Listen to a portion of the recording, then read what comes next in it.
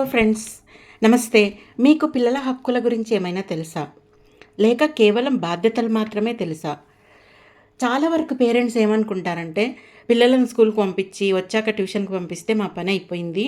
మేము అన్నీ వాళ్ళకి చేసినట్టు అని ఫీల్ అయితుంటారు.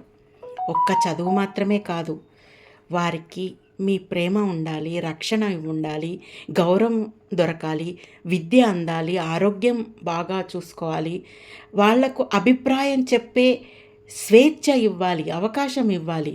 ఇవి వారి ప్రాథమిక హక్కులు. వాటిని మీరు సరిగ్గా అమలు అయ్యే విధంగా చూడటమే మీ బాధ్యత. ఉదాహరణకు స్కూల్లో ఎవరైనా వేధిస్తే లేదా కొడితే సైలెంట్గా ఉండు, నువ్వు మళ్ళీ కొట్టకు అని చెప్పకండి.